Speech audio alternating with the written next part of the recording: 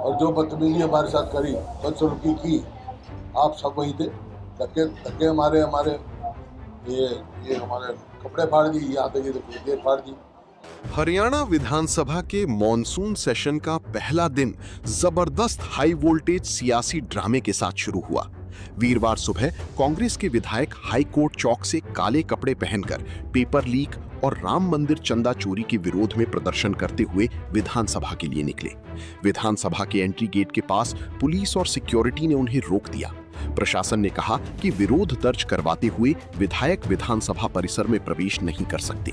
इस दौरान विधायकों की पुलिस और विधानसभा सिक्योरिटी से बहस हुई और पुलिस ने उनके हाथों से तख्तियां व बैनर छीन लिए। इसके बाद अंदर प्रवेश को लेकर नेता प्रतिपक्ष भूपेंद्र सिंह हुड्डा वहां मौजूद पुलिस कर्मियों से भिड़ गए। इस दौरान हुए धक्का मुक्की में उनकी कमीज भी फट गई। बाद में हुड्डा ने इस घटना को स्पीकर हरविंद्र कल्याण के समक्ष भी उठाया।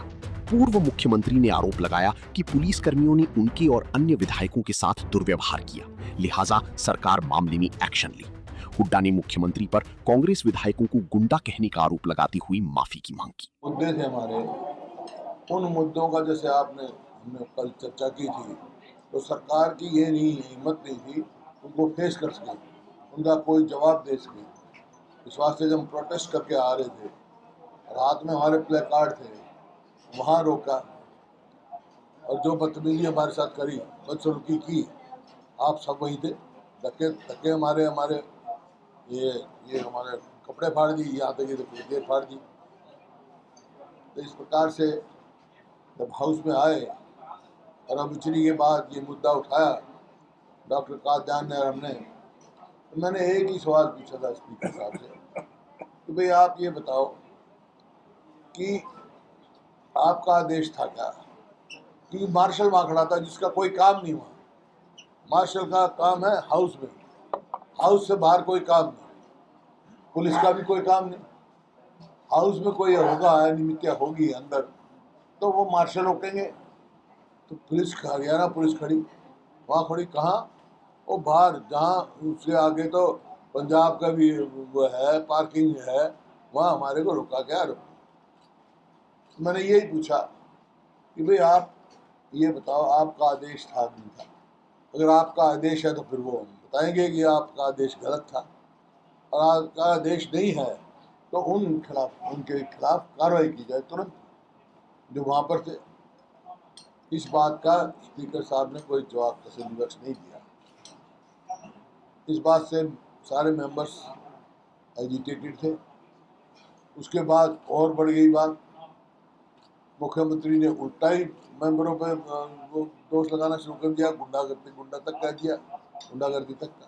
तो हमारा ये था भाई, इससे रिग्रेट हो जाता है, ये नहीं, जबान फिसल जाती है इंसान की, कभी मेरी भी फिसलती है, किसी की कोई ऐसी बात होती है तो अपना रिग्रेट भी फील किया जाता है। और अनपार्लियामेंट्री कोई लफ्ज हो तो उसको विधानसभा की प्रोसीडिंग से उसी टाइम निकाला जाता है। तो ये कहा, लेकिन नहीं, मकसद एक ही कि भाई कोई चर्चा का कोई जवाब ना देना हो, कोई हाउस ना चलाना चाहते हो, क्योंकि आज मुद्दे इतने थे कि इनके पास जवाब नहीं है। तो डिस्टर्ब किया, और स्पीकर साहब का जो रवैया था वो तानाशाह टाइप था, ऐसा नहीं होता है। स्पीकर हमने काम रोको दिया था, उनको पता भी काम रोको आएगा सरकार को, इनके पास जवाब कोई नहीं। बैंक स्कैम किए, इस तरह HKRN के काले नोटिस, बहुत सारे ऐसे थे हमारे मुद्दे जो है, ये मामला था। तो हम तो फिर हमारे सदस्यों को नेम किया, हमने कहा कि रिग्रेट फील करवा दो और आप बता दो आदेश है कि हमारे एक ही बात का जवाब दे दो, हम तसल्ली हो जाएगी, हाउस चलेगा। लेकिन सरकार की नीयत नहीं थी हाउस चलाने की, क्योंकि इनके पास कोई जवाब नहीं है। बता दें कि विधानसभा के बाहर हुई हंगामे ने सदन के अंदर भी सियासी तापमान को चढ़ा दिया।